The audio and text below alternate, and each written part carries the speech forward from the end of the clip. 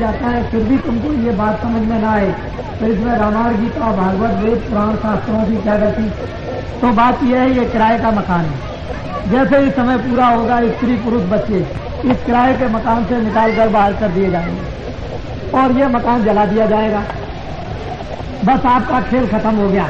यहीं तक आपके रिश्तेदार कुटुंब परिवार जात बिरादरी मकान धन दौलत बच्चे यहीं तक, इसके आगे कुछ भी जाने वाला नहीं। ना आप कुछ लेकर के आए ना कुछ लेकर जाओ। मूल मतलब यह है कि मनुष्य शरीर उस परमपिता परमात्मा ने क्यों दिया, इसको आप सब लोग समझ लें अच्छी तरह से तो अच्छा होगा।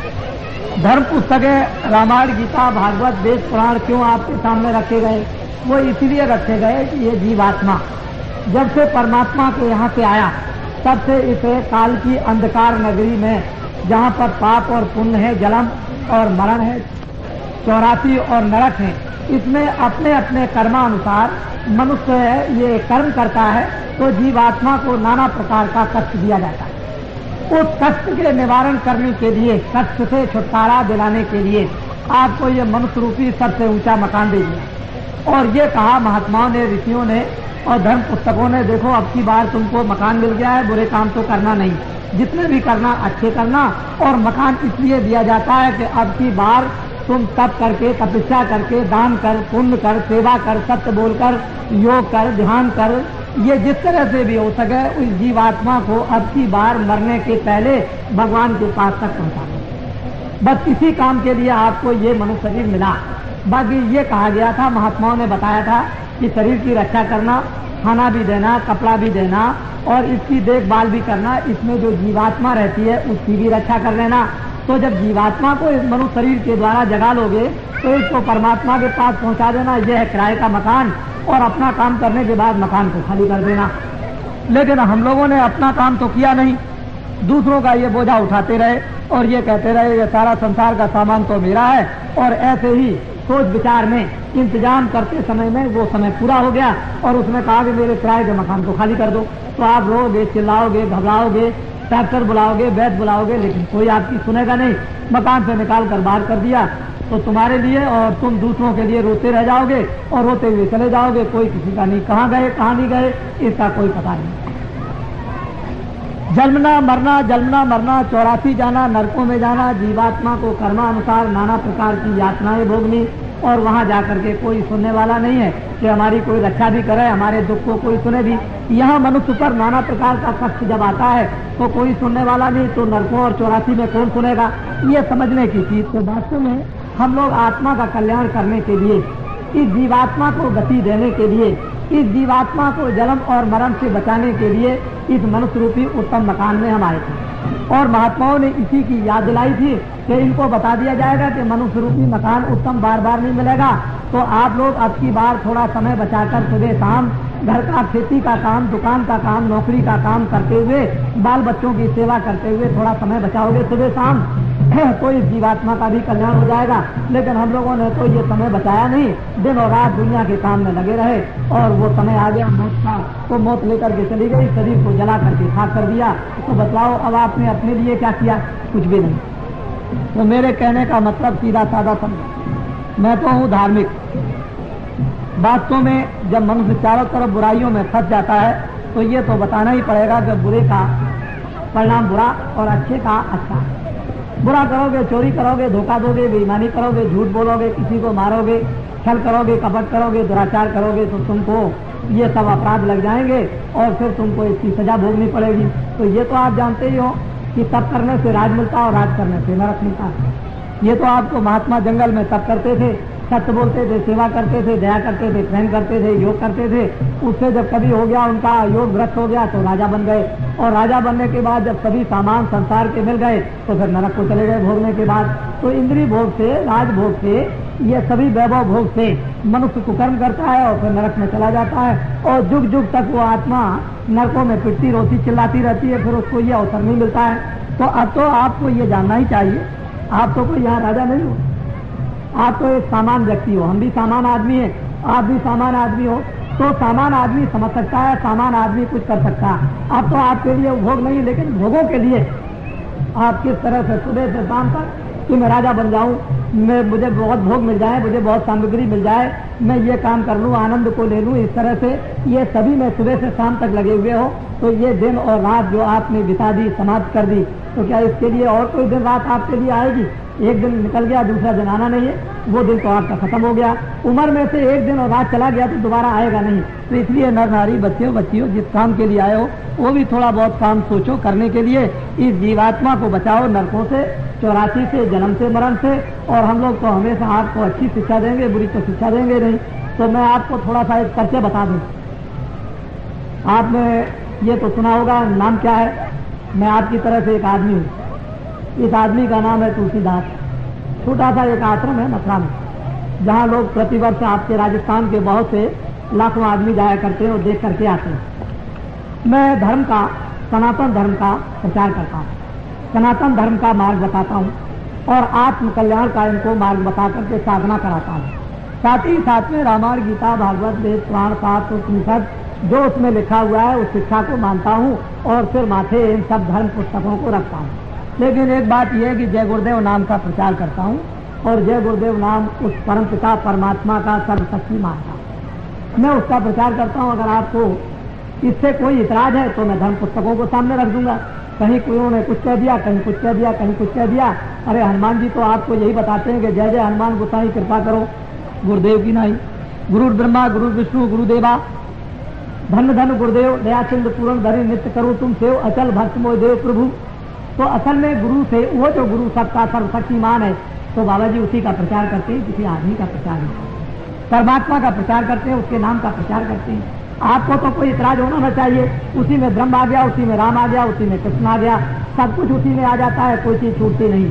जब सूरज सामने निकल आया तो उसी में चंद्रमा भी आ गया, सितारे भी आ गए और दिया भी आ गया। सूरज का प्रकाश तो बहुत बड़ा होता है और सब जगह उजाला कर देता है।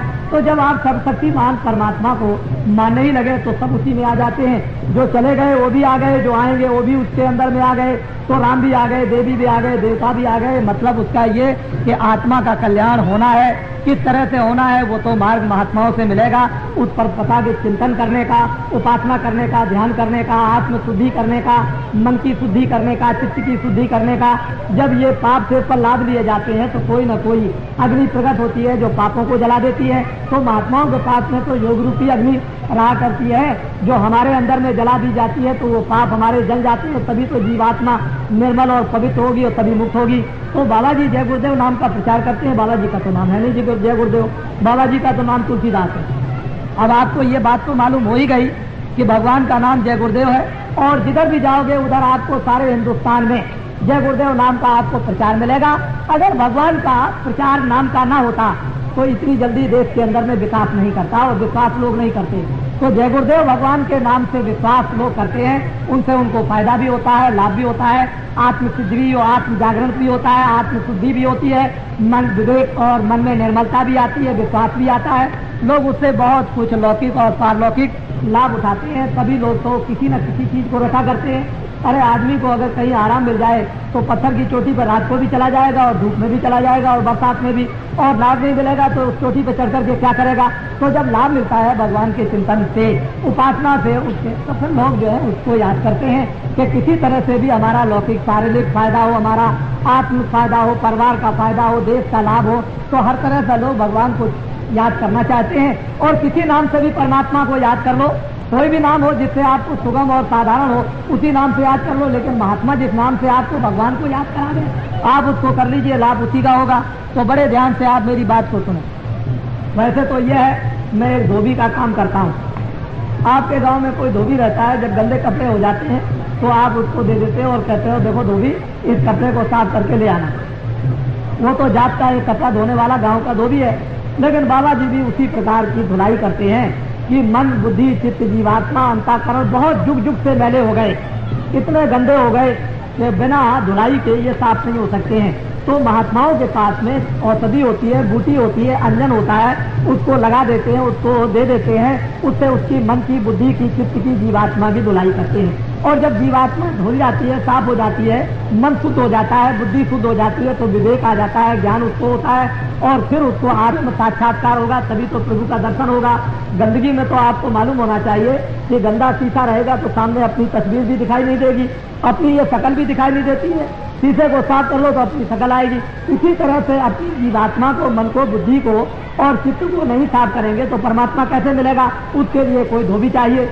जैसे कि वाल्मीकि के गुरु, उन्होंने धोया तो वाल्मीकि को क्या मिला कि वाल्मीकि को दर्शन हुआ ब्रह्म का, दिव्य नेत्र ज्ञान चक्षु खुला और ब्रह्म का दर्शन साक्षात्कार उन्होंने किया। मीरा ने साक्षात्कार किया, रैदास ने साक्षात्कार किया, भगवान का तुलसीदास जी ने साक्षात्कार किया। जब मन, बुद्धि, चित्त और जीवात्मा साफ नहीं होगी तो साक्षात्कार कैसे होगा? इसी के लिए हम लोग जंगलों में, तीर्थों में जाया करते थे। चलो भाई आज इस तीर्थ में चलेंगे, आज पर्व लगा हुआ, वहाँ महात्माओं का दर्शन होगा और उनका सत्संग सुनने को मिलेगा। बहुत उच्च कोट के महात्मा मिलेंगे। तो कभी हरिद्वार चले गए, कभी रामेश्वरम चले गए, कभी द्वारका चले गए, कभी मथुरा और काशी चले गए, महात्माओं का दर्शन। इस मंदिर में गए, बहुत अच्छे महात्मा मिलेंगे, उस मंदिर में गए, बहुत अच्छे महात्मा मिलेंगे, उस आश्रम में गए, यहाँ सिद्ध पुरुष मिल जाएंगे। इसीलिए दर्शन करने के लिए जाते थे कि भाई कहीं चलते फिरते संतों महात्माओं का दर्शन, योगियों का होगा तो आत्मा का कल्याण हो जाएगा। और इसीलिए आप इस मनुष्य जीवन में आए। तो इच्छा तो आपके अंदर है दर्शन करने की, इच्छा तो कल्याण की है, इच्छा तो प्रभु को देखने की है, इच्छा मुक्ति की है, इच्छा जन्म मरण से बचने की है, 84 नरकों से छूटने की इच्छा है। लेकिन जीव बेचारा भूल से यहाँ फंस गया, इसको कोई रास्ता दिखाने वाला, धर्म उपदेश, इसको सही बात बताने वाला कोई मिलता नहीं है। इसलिए इसका सारा जीवन और सारा समय इसका यूं ही चला जाता है और वो अपने घर के उसी झंझट कामों में, मोह ममता में, काम में, क्रोध में, अहंकार में इसमें फंसा रहता है। और एक दिन वक्त आया कि उसके सामने मौत आई और लेटर के चली गई, बस हो गया काम खत्म। यहाँ क्या अपना था? कुछ नहीं। तो बाबा जी एक सुगम, सीधा, सरल रास्ता नर नारियों को बताया करते हैं और ये कहा करते हैं, देखो बच्चा चोर घर में रहेगा तो बाप को अच्छा तो कभी लगेगा नहीं। बाप तो यही कहेगा कि अरे बच्चे तुम चोरी करते हो तो हमारा भी नाम डुबा दोगे और तुमको भी तकलीफ होगी और कभी कोई आएगा पकड़ लेगा तो कितनी बड़ी बदनामी होगी। इसी तरह से महात्मा सारी सृष्टि में अपना बच्चा समझते हैं। सबको कहते हैं देखो गलती मत करना, चोरी मत करना, झूठ मत बोलना, धोखा मत देना, किसी को मार मत देना, किसी का कत्ल मत कर देना, ये सब बुराइयां हैं। शराब मत पीना, मांस को मत खाना, तुम अंडे मत खाना, ये सब खान जितने भी हैं खाने के अशुद्ध सामानों को तुम बोल रहे, इससे बुद्धि खराब हो जाएगी, चित्त हो जाएगा खराब, मन चंचल हो जाएगा, काम, क्रोध, लोभ, मोह, अहंकार जग जाएगा तो आत्मा का विनाश हो जाएगा। तो महात्मा बाहर की धीरे धीरे शिक्षा देते हैं। जब मजबूत कर लेते हैं तो उसको आत्म शिक्षा देते हैं साधना करने की। फिर जब वो आत्म साधना में लग जाता है तो आत्म सिद्धि हो जाती है, उसको ज्ञान हो जाता है, उसमें शक्ति आ जाती है, उसको आनंद मिलता है, तो उसका लोक और परलोक दोनों बन जाता है। इसी लोक परलोक बनाने के लिए हम लोग इस मनुष्य रूपी मकान में आए थे और रामायण करते थे कि हमारा लोक बनेगा, परलोक भी बन जाएगा। गीता को भी सुनते कि लोक बनेगा, परलोक बनेगा, और जब तब तीरथ करते हैं कि लोक परलोक बन जाए। लेकिन अब आप नहीं जानते हो तो भाई महात्मा क्या करें? महात्मा तो आपको जब नहीं मिलते हैं तो अपना रास्ता बदल गया। अब यह तो गलती है आपकी या महात्माओं की गलती है कि हमको आकर के उनको अपना धर्म उपदेश देना चाहिए, हमको अच्छी अच्छी बातें बताते, बुरी बातों को हमको जो हम उसमें फंसे थे छुड़ा लेते तो आज अच्छे रास्ते पर तो जीवन हमारा सुखमयी, शांतमयी, गांव-गांव में, परिवार में बन जाता, हम निरोगी हो जाते, कोई बीमारी नहीं होती, कोई लड़ाई झगड़ा नहीं होता, सब एक दूसरे के काम आते, सब में प्रेम होता और सब लोग आपस में मिलजुल करके रहते। तो ये इस तरह के संकट आपके सामने जो द्वंद्व, लड़ाई झगड़ों के हो रहे हैं वो नहीं आपके सामने आते। लेकिन आपने ये सोचा कि महात्माओं की क्या जरूरत है? महात्माओं की तो इतनी जरूरत जितनी माता पिता की जरूरत नहीं, महात्माओं की इतनी जरूरत है जितनी राजा की जरूरत नहीं, महात्माओं की तो इतनी जरूरत है कि कपड़े न पहनो तब भी काम चल जाएगा। लेकिन महात्मा मिलना चाहिए क्योंकि इससे तो सभी काम बनेंगे। इधर आपको ये भी बन जाएगा कि कैसे रहना है, कपड़े कैसे पहना है, किस काम के लिए आए हो, क्यों कपड़ा पहना जाता है, क्यों खाना खाया जाता है, मनुष्य रूपी मकान में कौन रहता है, ये सब चीजें आपको महात्माओं के द्वारा मालूम हो जाएंगी। तो अंतिम लक्ष्य तो आपको अपने कल्याण का ही प्राप्त करना है, अपने घर को ही पाना। घर छोड़ दिया, परदेश में आकर के मारे मारे फिरते हो। तो इसलिए नर नारी, बच्चे बच्चियों, अब आपको ये तो जान करके दुख होता ही है कि सारा संसार के समय पर नष्ट भ्रष्ट मानो हो गया और नष्ट भ्रष्ट होने से जब खान पान खराब हो गया तो बुद्धि में अविवेक नहीं रह गया, बुद्धि हो गई मैली और मैली बुद्धि से अब लोग कुकर्म करने लगे और कुकर्म करने से बीमारी, लड़ाई झगड़ा, अशांति ये आनी जरूरी है। ये तो समाज घर में ये आ गई। अब अगर आप इस बीमारी से जो तरह तरह की बीमारी लग गई, तरह तरह का प्लास्टिक लग गया, तरह तरह की जहरीली हवाएं जो आ रही, इससे आप बचना चाहते हो तो रामायण में बिल्कुल साफ स्पष्ट लिखा हुआ कि जीवन के कष्ट और कलेश से यदि तुम मुक्ति पाना चाहते हो तो भगवान का भजन आपको करना होगा, ईश्वर का भजन आपको करना होगा। और कब की जो महात्मा आपको ईश्वर का भजन बता दें कि ये परमात्मा का भजन है, उसको करने लगे तो ये सब व्याधि संकट आपका दूर हो जाए और फिर आपको किस तरह की शांति, आपको किस तरह की आपको शुद्धि आप में आ जाए, कैसे आप अपने यानी आत्मा को, जीवात्मा को आप जगा सकते हो। लेकिन जब तक महात्मा नहीं मिलेंगे तब तक ये सब संकट आपके सामने आए। और आप लोग जो है जब कभी महात्माओं की बात सुनते हैं तो बुराई में लग जाते हैं। आपको क्या मिलेगा बुराई करने से, या बुराई सुनने से आपको क्या मिलेगा? दूसरे की बुराई सुनोगे, दूसरे की बुराई करोगे और सिर पर अपने पाप लगेंगे। अरे रामायण में, गीता में तो लिखा हुआ बिल्कुल स्पष्ट कि कभी दूसरे की बुराई सुनना ही नहीं, न बुराई को करना। अरे जितनी हो सके किसी की अच्छाई करो और जो हो सके किसी की भलाई करो, किसी की सेवा कर दो। तो तुम अगर हो सकता है तो सत्य बोलो, क्यों गाली किसी को देते हो?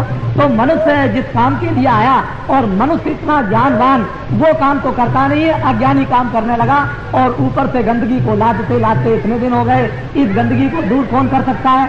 अब तो ये आप सोचना समझना चाहिए। बाहर के पानी से आप चाहते हो कि गंदगी दूर हो जाएगी, तो बाहर के पानी से तो गंदगी दूर होगी नहीं। वो तो महात्माओं के पास में निर्मल जल होता है। आत्म सिद्धि का जब निर्मल जल होता है महात्माओं के पास में, और वो जब जल छिड़का जाता है तो आत्म शुद्धि करता है और वो गंदगी को दूर कर देता है, धोकर के साफ करता है। तो ये जीवात्माएं निर्मल पवित्र इस मनुष्य रूपी मकान में होती हैं, तभी ये कृतार्थ हो सकेंगी, नहीं तो बहुत मुश्किल होगा। तो अब तो ये तरह तरह के कष्ट आपके सामने आए। तो मेरे कहने का मतलब यही कि हम तो आपको सुगम सीधा रास्ता बताएंगे ही, क्योंकि हमने यहाँ कोई जात पात का झगड़ा नहीं रखा, किसी तरह का नहीं। मुसलमान हो, हिंदू हो, छोटा हो, बड़ा हो, ब्राह्मण हो, क्षत्रिय हो, वैश्य हो, अर्जन हो, कोई किसी भी जात का हो, हमको उससे कोई मतलब नहीं। मतलब तो इससे है कि मन होना चाहिए। जब पैदा हुए थे तो नंगे, पैदा हुए थे तो रो रहे थे, पैदा हुए थे न पढ़े थे, न आप कपड़ा पहन सकते थे, न किसी को पहचान सकते थे। लेकिन जब धीरे धीरे जब बड़े हुए और बुद्धि जगी और आपको परिचय ये कराया गया सब कुछ, तो कपड़ा भी पहनने लगे, शर्म भी आने लगा, खाना भी खाने लगे और उठने भी लगे और सुनने भी लगे और बात भी करने लगे और दूसरे की इज्जत और सेवा भी करने लगे। लेकिन जब जाने का वक्त हुआ तो कपड़ा भी भूल गए, खाना भी भूल गए, उठना भी भूल गए, बोलना भी भूल गए, देखना भी भूल गए। क्यों? कि जब आए थे तो कुछ नहीं लेकर आए, न कुछ समझ लेकर आए। जब जाने लगे तो ये सब कपड़े उतार दिए, सारा संसार का ध्यान खत्म हो गया, सब पहचान खत्म हो गई। जब मरने लगता है तो सब पहचान खत्म, ना कुछ लेकर आए ना कुछ लेकर जाओगे, सब कुछ आपको छोड़ करके यही जाना है, इसी जगह खाली आपको जाना। ये भी मनुष्य रूपी कपड़ा उतार लिया जाएगा आपका और ऐसी अवस्था में भेज दिया जाएगा कि इसके अंदर कौन रहता था, किस तरफ से निकल करके चला गया, ये आपको कोई ज्ञान नहीं हो पाएगा। उसी को जानने के लिए ये मनुष्य रूपी कपड़ा आपको मिला है और इसमें बैठ करके आप अपने आप को जानो, अपने आप को पहचानो। पहचान लोगे महात्माओं की कृपा से, दया से, तो सारा काम और जीवन सफल बन जाएगा और जिस लिए आए थे वो काम हो गया आपका। नहीं तो ऐसे न मालूम अनेकों और करोड़ों जन्म आपने धारण किए हैं और फिर भी अभी तक काम कुछ नहीं हो सका। यही रोना रोते रहे जन्म मरण का, नरकों और 84 का। तो रास्ता तो मैं आपको बताऊंगा, इसमें तो दो संदेह नहीं। सीधा बताऊंगा, साधारण बताऊंगा, ऊंचा बताऊंगा। चारपाई पर करो, जमीन में बैठ के करो, रजाई ओढ़ के करो, कंबल ओढ़ के करो, पहले खेती करो, बाद में बच्चों की सेवा करो। जब कोई काम तुम्हारे पास ना हो तो भगवान का भजन 15 मिनट, 20 मिनट, आधा घंटा लेट करके, बैठ करके, समझ गए, पैर लटका करके जैसे भी बन जाए वैसे कर लो तो काम तुम्हारा ये बन जाए चलते चलाते। नहीं तो आगे बड़ी मार पड़ेगी और नरकों की अग्नि में वहां जब जलाए जाओगे तो कोई बचाने वाला नहीं होगा, काटे जाओगे तो कोई बचाने वाला नहीं होगा, सड़ाए जाओगे तो कोई बचाने वाला नहीं होगा, भूख प्यास लगेगी तो कोई देने वाला नहीं मिलेगा। वहाँ इतनी यातनाएं जमदूत सिपाही देते हैं कि वहाँ हाहाकार जीवात्माएं करती है, रोते चिल्लाते रहते हैं और ये रोज घटनाएं देखने को मिलती हैं। जब तुमको वो ज्ञान मिलेगा, जब तुमको ज्ञान चक्षु मिलेगा, जब दिव्य नेत्र तुमको मिलेगा, जब तुम्हारा खुल जाएगा और मनुष्य रूपी मकान में बैठ करके जब देखोगे कि जीवात्माएं कैसे निकाली जाती हैं और कैसे डाली जाती हैं और कहाँ इनका हिसाब होता है, न्याय इनका कहाँ होता, कौन इनको मारता है, किस तरह से मारता है, कहाँ इनको जलाता है, तो आदमी कांपता है और डरता है। और पुस्तकों में फिर महात्माओं ने लिखा कि हे जीवो, हे मनुष्यों, ये ऐसी दुर्गत आत्माओं की होती है, तुम बुरे कामों को अब करना छोड़ दो। अभी तक जो कुछ किया तो किया, अभी तक तो आपने सब कुछ कर लिया जो कुछ करना था। यानी इन 27 वर्षों में जितने भी बुरे से बुरे काम करने थे आपने सब किए। उससे तो आपने हार मानी नहीं, लेकिन मिला आपको क्या ये सोच लो। 27 वर्षों में ये सोचा था कि महात्मा की जरूरत नहीं, रामायण की जरूरत नहीं, धर्म की जरूरत नहीं, प्रेम की जरूरत नहीं, सत्य की जरूरत नहीं, सेवा की जरूरत नहीं, माता पिता के सेवा की जरूरत नहीं, बड़ों की इज्जत की जरूरत नहीं। आपने इन सब बंधनों को जो सामाजिक थे, घर के थे, परिवार और मनुष्य के थे, उन सबको तोड़ दिया। सोचने लगे चलो भाई अब बंधन तोड़ करके बाहर निकल जाएंगे, गीता रामायण का क्या बंधन महात्माओं का और देवताओं का, तो चलो बड़ा आनंद मिल जाएगा। आपने सब कुछ किया और करने के बाद आपको मिला क्या, ये आपको सोचना है। तो मैं आपको एक छोटा सा किस्सा बताता हूँ, वो सुने। स्त्री पुरुष सभी एक महात्मा जी थे, आपके गांव में आए। महात्माओं को लोग क्यों पकड़ते हैं ये समझने की बात। जब आप सब तरह से थक जाते हो, हार जाते हो, रोते चिल्लाते हो और कोई भी रास्ता आपके दुख दूर होने का नहीं होता है, तो अंत में लोग महात्मा को पकड़ते हैं कि महाराज अब तो दया दृष्टि कीजिए, अब कृपा कर दीजिए। तब फिर महात्मा होते हैं द्रवित, वो दूसरों के दुखों को देख करके फौरन पिघल जाते हैं और कहते हैं भाई इसके ऊपर तो दया होनी चाहिए, इसके दुख दूर हो जाए। तो महात्मा ऐसे ही चले जा रहे थे। रास्ते में जब सभी नर नारी बड़े दुखी थे तो महात्मा जी को पकड़ा। महात्मा जी आप कहाँ जा रहे हैं, आप कहाँ जा रहे हैं, आप कहाँ जा रहे हैं, जरा हमारी बात तो दुख की सुन लीजिए। तो महात्मा जी खड़े हो गए। चलो बेटा क्या है, क्या लगे, बड़ा संकट है, बड़ा कष्ट है, बड़ी बीमारी आई हुई है, खाना नहीं मिलता है, लड़ाई झगड़ा होता है, उत्पात हो रहे, कोई किसी की सुनने वाला नहीं। अरे बच्चे तुमने तो अपना रास्ता कर्म धर्म का छोड़ दिया तो तकलीफ तो तुमको मिलेगी ही, तुमको आराम कहाँ मिलेगा। इसलिए बच्चा तुम अपने कर्म धर्म में लग जाओ तो तुम्हारा ये संकट और दुख दूर हो जाएगा। कह लगे अच्छा महाराज हमको बतलाइए हम कर्म धर्म में कैसे लगे। तो उनको सबको बुला करके बैठा दिया और कहा देखो बच्चा अगर तुम सुख चाहते हो तो तुम कितने दिन में सुख चाहते हो। कह लगे महाराज हम तो आज ही सुख चाहते हैं। अरे बच्चा एक दिन में तो तुमने पाप किया नहीं। अरे चोरी करने में भी तुमको 2 घंटे 4 घंटे लगे होंगे, रात भर किसी गांव में गए होगे तो रात भर जगे होगे और वहां से आए होगे, उसमें भी तुमको 2 4 6 घंटे लगे होंगे। तो 1 मिनट में तो काम नहीं। तो हमारे पास में आओ 15 दिन तक आओ, आकर के सुनो और हम तुम्हारे कष्टों को दूर करेंगे। तो सब के सब स्त्री पुरुष आए। महात्मा जी ने रामायण ली और रामायण को सुनाया और गीता को सुनाया और धर्म उपदेश किया और उनसे कहा देखो बच्चों तुम्हारी समझ में आया। कह लगे महाराज बहुत कुछ समझ में आया। तो तुम्हारे अंदर में कुछ प्रेम आया। कह लगे महाराज बहुत अच्छा प्रेम। क्या प्रेम आया। कह लगे हमको घर अच्छा नहीं लगता, हमको खेती अच्छी नहीं लगती, हमको बच्चे नहीं अच्छे लगते। कह लगे अच्छा तुमको ये अच्छा नहीं लगता है। कहा महाराज ये अच्छा नहीं लगता तो क्या अच्छा लगता है कि साधु महात्मा का दर्शन हो और हमको सत्संग सुनने को मिले। तो और सुनने क्या आया। कह लगे महाराज अब हम पहले तो बड़े क्रोधित हो जाते थे, तो अब क्रोध नहीं आता है और काम भी नहीं आता है और लोभ भी नहीं आता है और मोह भी नहीं आता है। तो अच्छा बच्चा एक काम करो कि जरा आंखें तो बंद करके बैठो। तो आंख बंद करके जब बैठे तो सामने परमात्मा का एक दीपक जलता हुआ, जैसे मंदिर में दीपक जलता है उजाला होता है, ऐसे ही मनुष्य रूपी मंदिर में एक दीपक जलता हुआ दिखाई दिया। लोग बड़े प्रसन्न हुए। महाराज उजाला हो गया, प्रकाश हो गया, एकदम से अंधेरा दूर हो गया। कह लगे अरे बच्चा इसी को तो कहते हैं अज्ञान का, अज्ञान की रात्रि को खत्म करो और ज्ञान के दीपक को इस मनुष्य रूपी मकान में जलाओ। जैसे मीरा ने जलाया था, कबीर ने जलाया, तुलसीदास ने जलाया, इसी तरह से तो इस दीपक इस मनुष्य रूपी मंदिर में दीपक जल रहा जो तुमने बुझा दिया, जिसके बुझने से काम क्रोध लोभ मोह अहंकार ये तमाम तृष्णाएं विषय वासनाएं तुमने आ गई। अब तो तुमको मालूम हुआ उसमें कितनी बड़ी मस्ती है। चले गए अरे महाराज हमको क्या पता था, आप पहले से मिल जाते तो इतने कष्ट हम क्यों उठाते। चलो ठीक है अब तो तुम मिल गए, कम से कम अब रोज आया करो। वो सारा गांव का गांव, सारा शहर का शहर चोर था, शराबी था, कबाबी था, लड़ते थे, झगड़ते थे। महात्मा जी ने 1 महीने में बैठाल करके सबको शांत कर दिया और प्रेम से रहने लगे। कोई किसी की चोरी नहीं करता है, कोई झूठ नहीं देता, धोखा नहीं देता, कोई लड़ाई नहीं करता है। स्वर्ग जैसा शहर बन गया, स्वर्ग जैसे मनुष्य बन गए, जैसे देवता रहते हैं उस तरह से। तो महात्माओं के सत्संग से क्या होता है, दर्शन से क्या होता है, उनकी सेवा से क्या होता है। लोग इसको समझते नहीं कि महात्माओं के अंदर और बाहर क्या चीज रहती है। वो उनके पास में संसारी धन नहीं, लेकिन संसारी धन भी है और परमार्थ का भी धन, ईश्वरी धन भी है उनके पास, आत्माओं का धन भी है, शरीर की रक्षा का भी धन है और बुद्धि का भी ज्ञान है और आत्मा का भी ज्ञान है। ये सब कुछ धन उनके पास लोग परलोक के रहते हैं। जब लोग उनके पास जाते हैं तो सब कुछ चीजें प्राप्त करते हैं और जब उनको चीजें प्राप्त होती हैं तो शरीर भी शरीर भी प्रसन्न हो गया, शरीर भी निरोगी हो गया।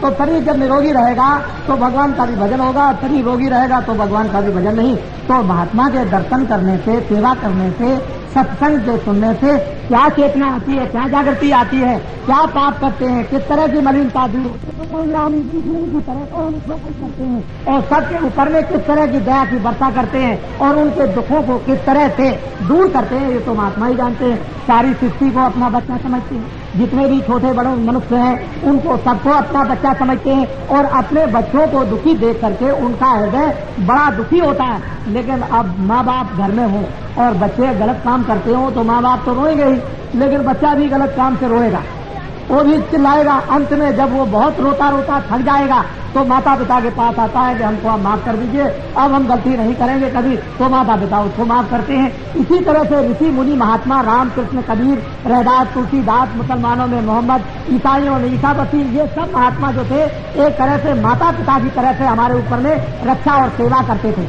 और इसीलिए हम उनको मानते हैं कि ये राम थे, कृष्ण थे, ये कबीर थे, हमारे स्वामी थे, हमारे देवता थे, हमारे महात्मा थे। इन्होंने हमारी सेवा की, हमारी रक्षा की, हमारे ऊपर में दया की। तो महात्मा हमेशा परोपकार करते हैं, उपकार भी करते हैं और परोपकार भी करते हैं। लौकिक उपकार से शरीर की बीमारियां दूर करते हैं और परोपकार से आत्मा को परमात्मा से मिला देते हैं। तो हम लोगों ने जाना आना छोड़ दिया, मिलना जुलना छोड़ दिया, उनकी बात को सुनना छोड़ दिया। आज जिधर भी जाइए चारों तरफ कोहराम मचा हुआ।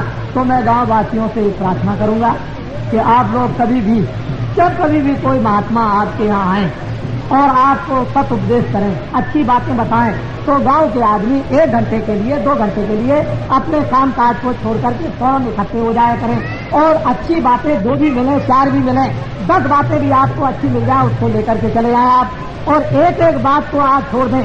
एक बुराई को आज छोड़ दिया, एक कल छोड़ दिया, एक परसों छोड़ दिया, एक चौथे दिन छोड़ दिया, तो थोड़े दिन के बाद, महीने के बाद में फिर आप देखो कि क्या होता है, क्या नहीं आपको मिलता है। लेकिन आप अगर एक एक चीज को एक एक दिन नहीं छोड़ेंगे, एक आदमी सब चीजों को एक दिन नहीं छोड़ सकता है, तो थोड़े देर के लिए काम छोड़ करके चले आए तो ये मत समझो कि मेरी खेती में नुकसान हो जाएगा, मेरे घर में कोई नुकसान हो जाएगा, मेरा कोई नुकसान हो जाएगा।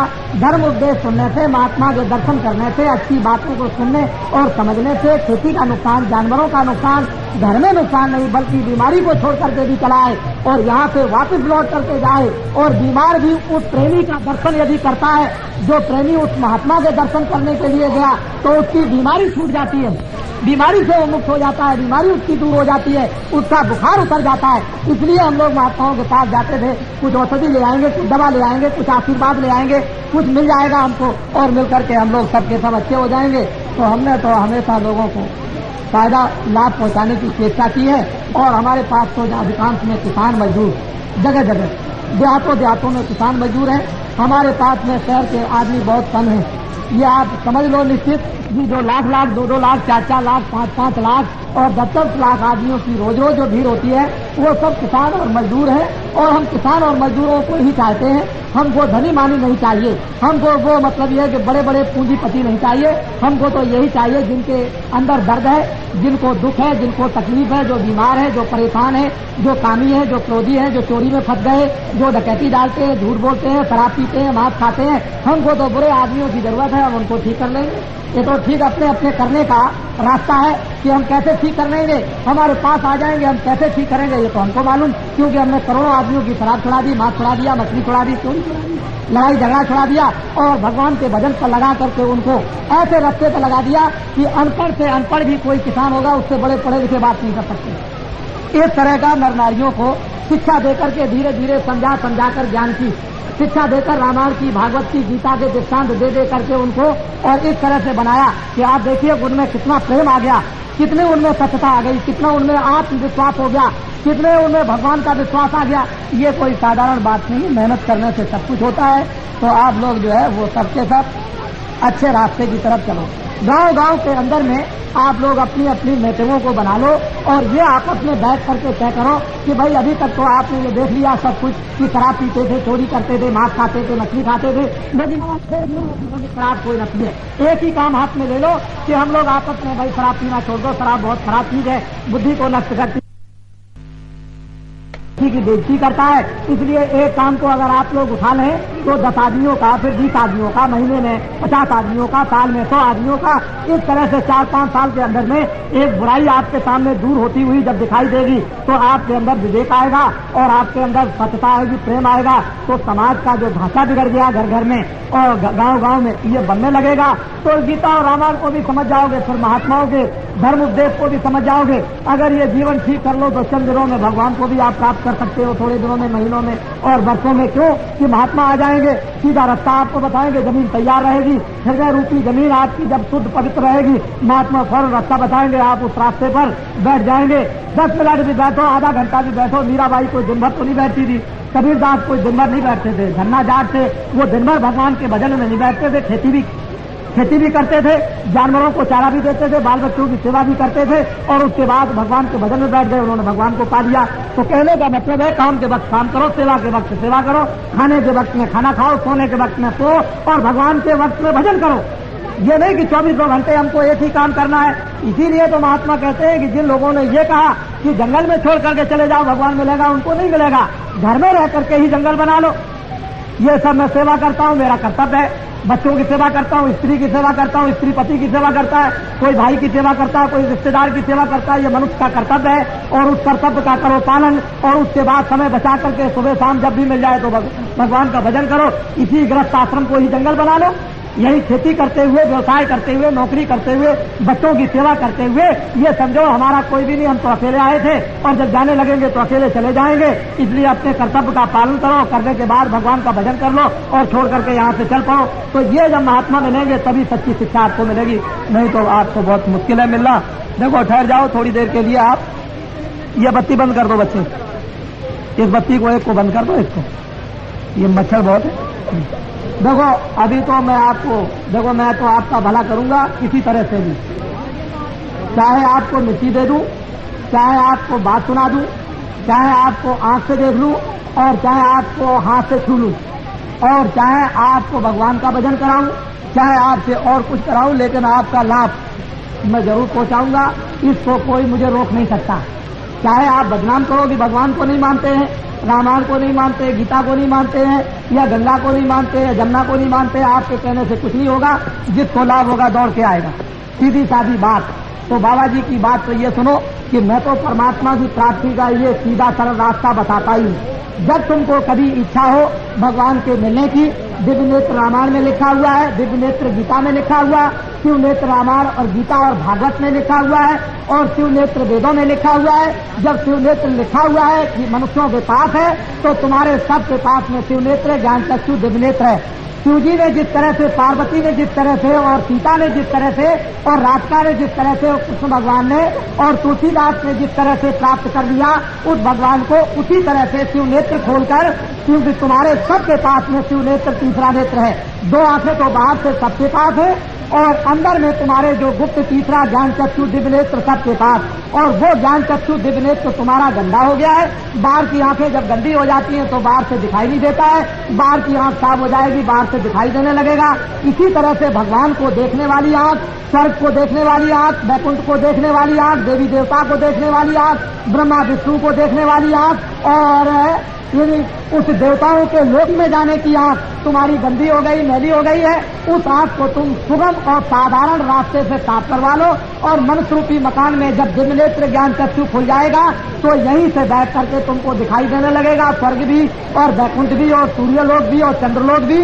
ऐसा सुगम रास्ता तुम्हारे मनुष्य रूपी मकान में सबके पास है। बाबा जी कोई भेदभाव नहीं रखते हैं, ये नहीं रखते हैं कि आप चले आए आपको नहीं, ऐसा नहीं। सबको शुभ अवसर मिलना चाहिए क्योंकि ये मनुष्य हैं, इनको फिर अवसर नहीं मिलेगा।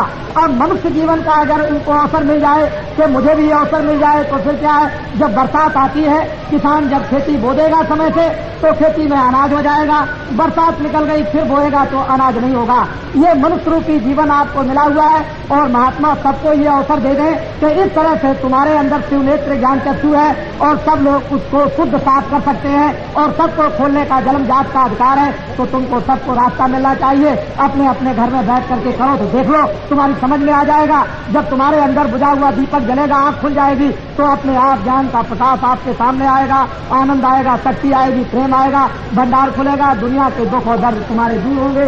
तो ऐसा सुगम और सीधा रास्ता तो बाबा जी बताते हैं।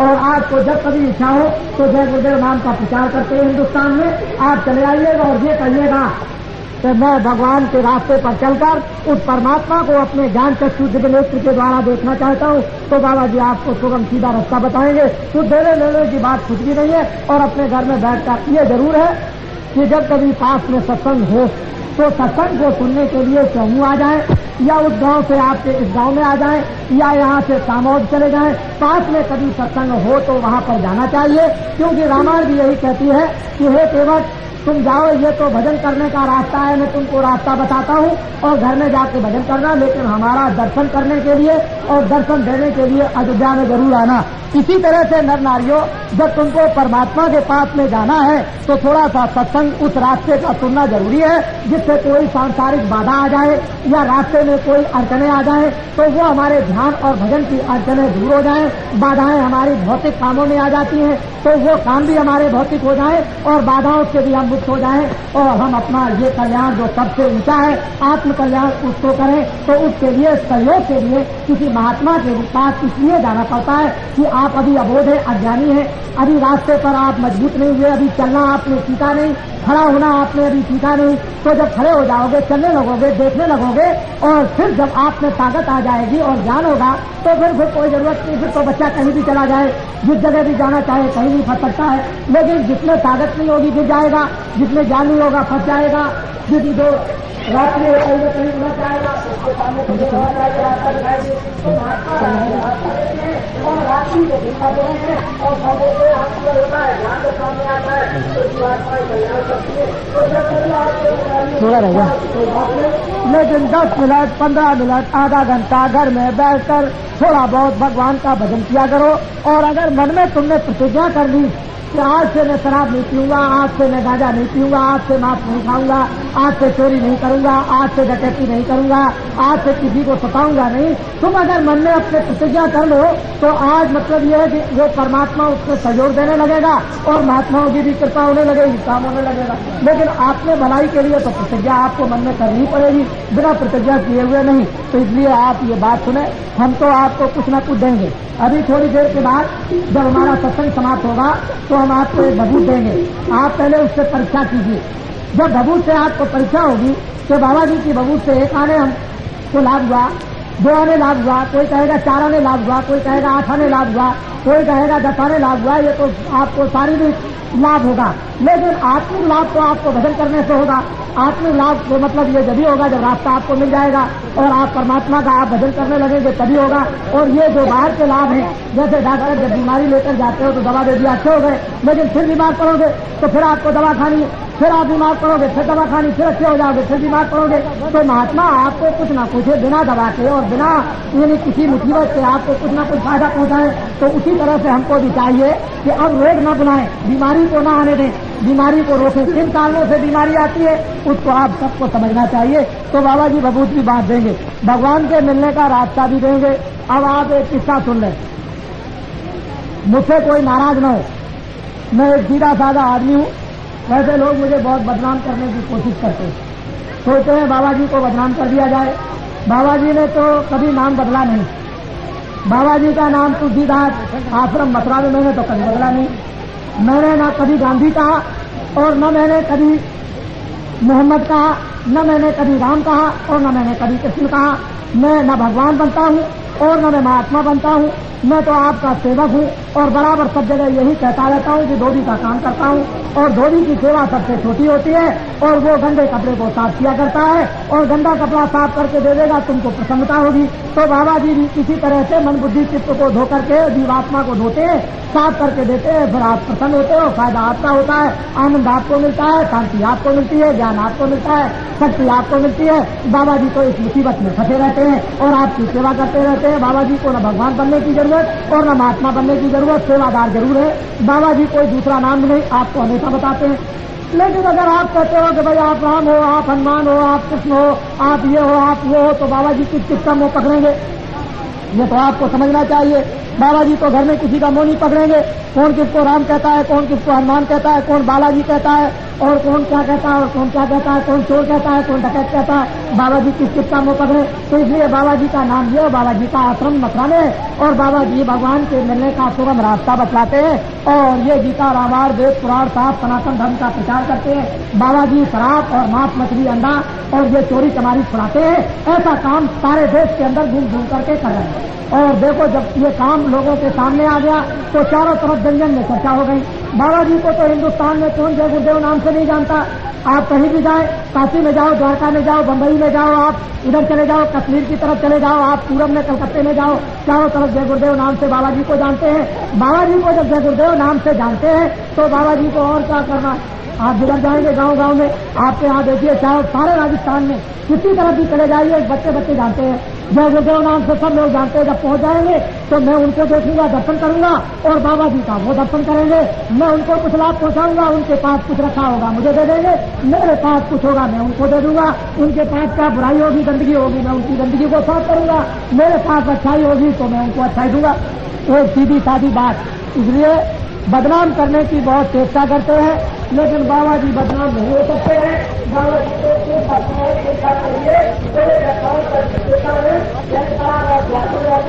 और होते और काटते रहते हैं आपके लिए। या तो सूली पे चलना पड़ा। और ये तो आपको मालूम है कि जब ऋषियों मुनियों ने बताया था कि कंस तुम्हारे पापों का घड़ा भर गया है, तो तुम्हारी बहन से एक ऐसा पुत्र पैदा होगा जो तुमको मारेगा, तो कंस ने अपने बहन द्वाराई को जेल में बंद कर दिया और कृष्ण भगवान का जन्म तो जेल में हुआ था। ये तो आपको मालूम होना चाहिए। तो असली बात तो यह है कि जब ऐसे ऐसे देवताओं के लिए ऐसे कष्ट आए, जिनको हम मंदिर बना करके पूजते हैं, जिनकी रामायण और गीता को हम पढ़ते हैं, उन लोगों को इतना कष्ट आया, तो अगर ऐसे समय पर हम लोगों को कष्ट आ जाए तो क्या बड़ी बात है। तो कष्ट को झेलेंगे, जो भी कष्ट आएगा इस दुख को दूर करने के लिए, कष्टों को दूर करने के लिए, और धर्म को लाने के लिए, कर्म को लाने के लिए, और सत्य को लाने के लिए, और आत्म कल्याण के लिए जो भी कष्ट आएगा उस कष्ट को सहन करेंगे। उस कष्ट के लिए महात्माओं का तो वेशभूषा होता ही है। इसलिए आपको ये बात बड़ी समझनी चाहिए कि महात्मा किसके लिए होते हैं, आपके लिए। अगर आपको छोड़कर चले जाए तो पहाड़िया की चोटी बैठ जाए, उनको क्या जरूरत है। वो तो वहाँ भी ये जो कुछ उनके भाग में वो वहाँ भी कपड़ा मिल जाएगा और एक सिस्टम मिल जाएगा और आराम से रहेंगे। लेकिन ये समाज डूब जाएगा, ये आत्मा डूब जाएगी, नरकों में 84 में चली जाएगी। तो इसलिए महात्माओं को आप अपना समझें। तो महात्मा हमारे लिए आते हैं, हमारा काम करते हैं, हमारे दुख को हरते हैं, हमारे दुख को सुनते हैं, हमारी व्याधा दूर करते हैं, लोक को बनाते हैं, पर लोक में जीवात्माओं की रक्षा करते पहुंचाते हैं और जन्म मरण से मुक्त कर देते हैं। ये महात्माओं का वेशभूषा इसीलिए हुआ करता है। लेकिन जो इस वेशभूषे को नहीं समझते हैं तो क्या किया जाएगा। तो इसलिए आप हमको तो आप अपना समझें, और मैं तो आपको अपना समझता ही हूँ कि आप सब मेरे ही हो। हमने तो कोई ऐसा उपदेश किया नहीं है कि जात पात का कोई झगड़ा रख दिया हो कि तुम बहुत खराब हो, तुम बहुत अच्छे हो, और तुम छोटे हो, तुम बहुत ऊंचे हो। हमारे पास तो जो भी आते हैं हम सबको गले मिलाते हैं। आप देखते नहीं हो, सबके बीच में घूमते रहते हैं, सबसे मिलते हैं, कोई भी होगा सबसे मिलते हैं, सबसे बात करते हैं और सबकी बात को ध्यान से सुनते हैं, और जितना हो सकता है उतना उनको लाभ पहुंचाते हैं। तो इसलिए आप तो समझे अपना, और मैं आपको समझता हूँ, और मुझसे जितना भी आप लाभ और फायदा उठाना चाहें हम हर तरह से तैयार हैं। लेकिन ये जरूर पूछूंगा, और कभी समय आएगा पूछने का तो ये जरूर पूछूंगा कि आपको हमसे क्या चाहिए, हमसे आप क्या चाहते हैं, कौन सी चीज ऐसी चाहते हैं, कौन मदद लेना चाहते हैं, किस तरह की सेवा आप हमसे चाहते हैं, किस तरह का काम हमसे चाहते हैं। हम जो भी काम चाहेंगे सब करने के लिए तैयार हैं। लेकिन जन जन को, जब महात्माओं ने आवाज को उठाया है तो जन जन को स्थिति देखना चाहा, और हम ये चाहते हैं सारी सृष्टि स्वर्ग जैसी हो, सारी सृष्टि में स्वर्ग जैसा सुख हो, भरपूर वस्तुएं हो, सस्ती वस्तुएं हो, सबके चरित्र हो, सब में प्रेम हो, सब में सदाचार हो, सब लोग भगवान को याद करें, सब लोग भगवान का स्मरण करें, सब लोग निरोगी हो जाएं और सब लोग सुंदर हो जाएं। कोई अंधा, कोई लंगड़ा, कोई लूला, कोई बहरा न हो, सबसे सब अच्छे हो। इस तरह की कामना आपके लिए उस भगवान से करते रहते हैं, और ऐसा ही वातावरण बन रहा है कि एक समय आएगा तो लाचार होकर, मजबूर होकर, दिवस होकर, मार खाकर और चिल्लाकर और रोकर और तड़प कर और जल कर आप धर्म की तरफ दौड़ पड़ोगे और कहोगे अब तो हम धर्म के रास्ते पर चलना चाहते हैं, हमने तो दुनिया सब कुछ देख लिया है, अब सीधा रास्ता हमको चाहिए। तो उस समय पर भी हम आपको गले लगाएंगे और उस समय भी आपको प्रेम करेंगे, आपकी मदद करेंगे, आपकी सेवा करेंगे और ये चाहेंगे कि सबका जनजीवन बिल्कुल सुखमय हो जाए। लेकिन मैं क्या करूं, 70 से लेकर 80 तक मेरी बात को आप नहीं सुनोगे तो वो मुसीबत आपके सिर पर आएगी, वो आपत्ति आपके सिर पर आएगी, वो चिल्लाओगे रोगे जो लिखने में नहीं आ सकता है, इस तरह की आपत्ति आने वाली है। हमने 70 से और 80 तक 81 के अंदर तक आपको बताया। आप ये चाहते हो बाबा जी कल बदल दे, बाबा जी आज बदल दे, बाबा जी 1 घंटे में बदल दे। बोझा लगा हुआ है सिर के ऊपर, कपड़ा सब गंदा हो गया है, उसको न तुम एक दिन धो सकते हो न 2 दिन धो सकता है। इसलिए जो पाप करते करते करते करते जो रोम रोम और रग रग आपने नीचे से लेकर ऊपर तक गंदा कर लिया है और कहते हो 1 दिन में बदल दीजिए, 1 घंटे में बदल दीजिए, 1 घंटे में सुखी कर दीजिए, 1 घंटे में शांति कर और 1 घंटे के अंदर में आत्म कल्याण और आत्मज्ञान दे दीजिए, 1 घंटे में मुक्ति दे दीजिए और मोक्ष दे दीजिए, बच्चा हो तो जाएगा। लेकिन तुम बर्दाश्त नहीं कर सकते हो, इसलिए थोड़ा समय तो लगेगा ही। लेकिन 70 से और 80 तक का जो पाठ पढ़ाया वो इसीलिए पाठ पढ़ाया जाता है कि सारी दुनिया के अंदर में एक जन जागरण हो गया धर्म पर चलने के लिए और कर्म को लाने के लिए और सत्य पर और बुराई को छोड़ने के लिए एक अंदर जागरण तो हुआ। मालपुरा से एक आदमी ने आकर के होली पर, मैं मार्च के महीने में होली में 22 तारीख को आपके जयपुर में आ गया था। आपको आश्चर्य होगा कि मैं 20 तारीख को मथुरा में था, एक दिन रह करके और 22 तारीख को आपके जयपुर में आ गया मार्च में, और 22 से लेकर के मैं 28 तक अपने यानी आपके जयपुर में रहा और 29 तारीख को रात को मैं मथुरा पहुंच गया और मैं बराबर मथुरा ही में हूँ। कल मैं रात को फिर वापस जयपुर आ गया। तो आपको ये जानना चाहिए, ये समझ लेना चाहिए कि बाबा जी किस तरह से मेहनत और परिश्रम आपके लिए करते हैं, लेकिन आप उसको नहीं समझ सके तो मैं इसके लिए क्या करूंगा, क्या आपको समझा सकूंगा। तो बड़ी सीधी सादी बात को उसको सुनने की चेष्टा करें कि बाबा जी चारों तरफ हिंदुस्तान में इस तरह से धर्म का प्रचार कर रहे हैं, कर्म का प्रचार कर रहे हैं कि एक ढंढोरा पिट गया। और बाबा जी से किसी को डरना नहीं चाहिए, क्योंकि बाबा जी सबके हित के लिए काम कर रहे हैं, सबके कल्याण के लिए सोच रहे हैं, सबकी भलाई के लिए, सबकी सुख समृद्धि के लिए। लेकिन बाबा जी से आपको डर क्यों है?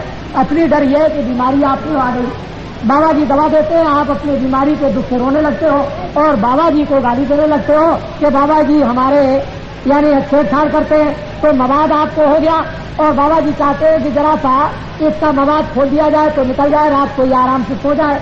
लेकिन उस मवाद से आप तड़पते हो और बाबा जी को गाली देने लगते हो कि मेरे मवाद को छूना नहीं, अगर तुमने छू लिया तो मेरे दुश्मन हो। महात्मा जानते हैं कि इसका मवाद निकल जाएगा और ये रात को आराम से सोएगा, कोई तकलीफ नहीं होगी। तो ये दुनिया में जन जन में मवाद आ गया और महात्मा हमेशा इसको निकालना चाहते हैं। जैसे ही मवाद निकला और सबको नींद आ जाएगी और दूसरे दिन मवाद पट्टी बांधी जाएगी और 2-4 दिन में फिर ठीक हो जाएंगे, आराम से सोएंगे और रहने लगेंगे मिलजुल कर प्रेम के साथ में, सब ज्यादा इनकी कट जाएगी। तब आपकी समझ में आएगा कि महात्मा कितना परिश्रम करते हैं, कितनी मेहनत करते हैं। तो ये सब के सब बेचारे बीमार और परेशान और दुखी बैठे हुए हैं और ये कुछ न कुछ लेने के लिए आए। तो बाबा जी को वो भी देने दीजिए और घबराने की कोई बात नहीं है, समय आने पर सब कुछ समझ में आएगा। देखो देखो महंगाइयों से कान खोल कर सुनो, अभी महंगाई और आएगी, कपड़े महंगे होंगे। हम कुछ नहीं जानते कि अभी कपड़े का भाव क्या है, इतना जरूर जान सकते हैं कि पिछले महीने में कपड़े का भाव जोड़ा ज्यादा हो गया। वो मोटा कपड़ा आप खरीदते होंगे, मैं भी सुनता हूँ, जोड़ा हो गया ज्यादा कपड़ा। जितना कपड़ा आज की तारीख तक महंगा हो गया, अभी और महंगा होगा।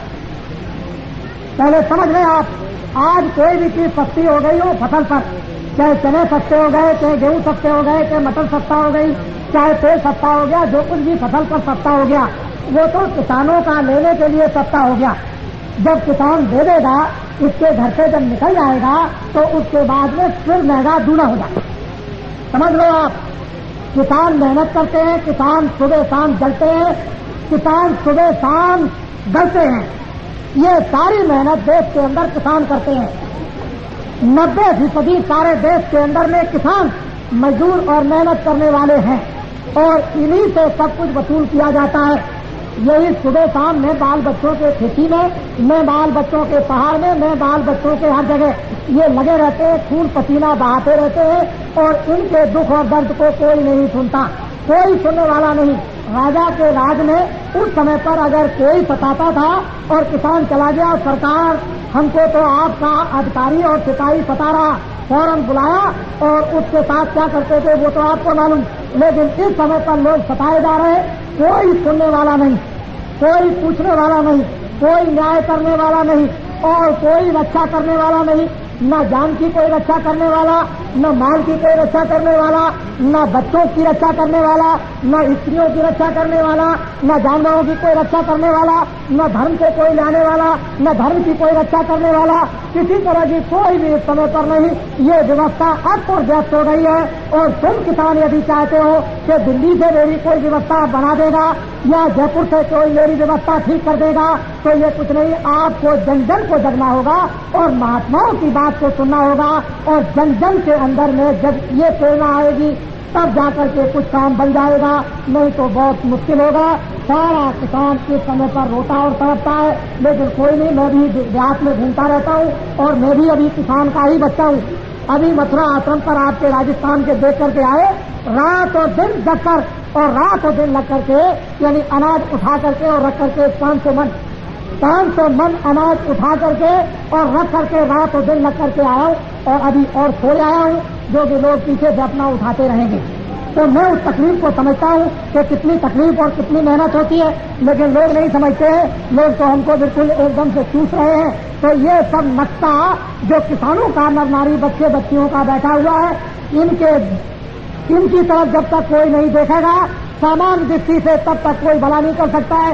इसलिए मेरी बात को बहुत दूर तक सोचो और समझो इसके लिए, और नहीं समझोगे तो आपको बड़े संकट आएंगे। अनाज महंगा, कपड़ा महंगा, लोहा महंगा, ये महंगा, खाद महंगी, चीनी महंगी, वो महंगा, वो महंगा, वो महंगा, वो महंगा, सब चीजें अभी महंगी आएगी। व्यवस्था अभी अस्त होगी। अखबार और रेडियो ये झूठ बोलते हैं और किसानों को हमेशा धोखा देते हैं। जितने भी बुद्धिजीवी शहर में रहते हैं वो अखबार और रेडियो में फंस गए हैं। उनकी बुद्धि 24 घंटे चक्कर खाती है। किसानों के दुख और दर्द की बात को वो भी नहीं सुन पाते हैं और किसान बेचारे क्या करें, ये सुबह से शाम तक अपने बाल बच्चों के पालन पोषण करने के लिए किस तरह से मेहनत करता रहता है, इसे फुर्सत मिलती नहीं है। तो इसलिए अखबार और रेडियो की बात को यानी 15 आने क्या, मैं तो 17 आने झूठी समझता हूँ। और जब तक अखबार और रेडियो की बात को आप झूठी नहीं समझोगे, जब तक आपके सामने गरीबी दूर करने का नक्शा सामने नहीं आएगा, सस्ती का नक्शा जब तक सामने नहीं आएगा, जब बाजार में जाओगे सस्ती जब तक चीजें आपको नहीं मिलेगी, जब तक आपके ये कष्ट दूर नहीं होंगे, तब तक ये साफ करने की क्या जरूरत है आपको आपके सामने। और ये सब कुछ आपसे वसूल किया जाएगा,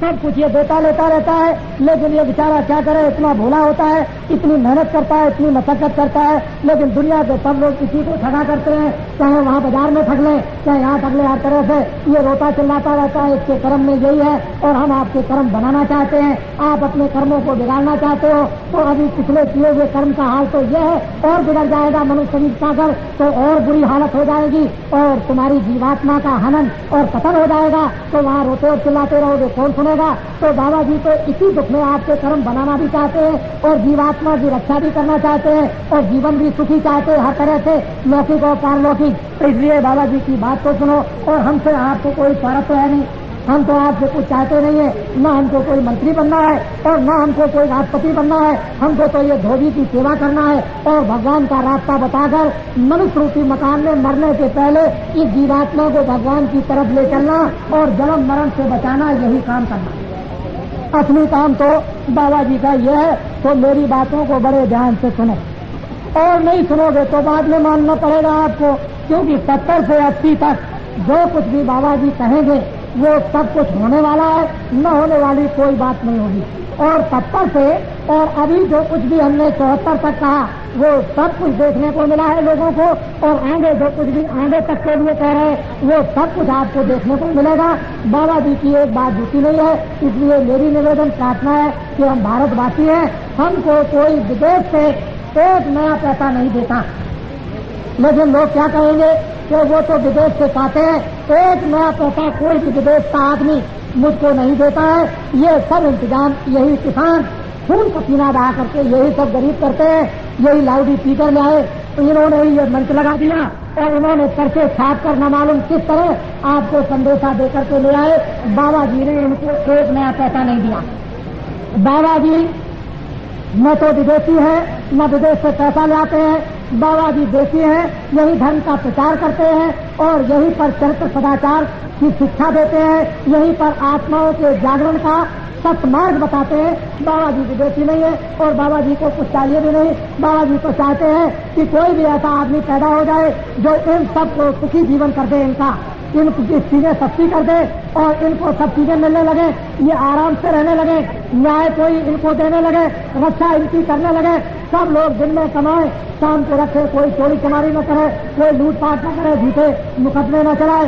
बाबा जी तो इस तरह का जीवन सबके लिए चाहते हैं। इनमें से तुम्हारा कोई बच्चा निकल आए और ऐसा काम तुम्हारी सेवा का चाहे कुछ भी बन करके करे, बाबा जी तो ये कामना तुम्हारे बच्चों से चाहते हैं। बाबा जी तो और कुछ चाहते नहीं। इसी शिक्षा को देख देख करके तमाम लोग घबरा रहे कि बाबा जी ने तो ये बहुत बड़ा इन किसान मजदूरों का एक संगठन कर दिया है और इनमें विवेक और विचार पैदा कर दिया है और न मालूम क्या चीज भर देते हैं और किस तरह से जगा देते हैं। तो ये तो अब किसान जाने, ये मजदूर जाने, दुखी जाने कि इनको क्या मिलता है तो इनको मालूम होगा और बाबा जी को पता है कि इनको क्या देते हैं, इनको मालूम कि मुझे क्या मिलता है तो ये जानते हैं। जिसको किसी को कुछ मिलेगा अपने आप कुछ ना कुछ समझेगा, नहीं किसी को मिलेगा तो क्यों कोई समझेगा।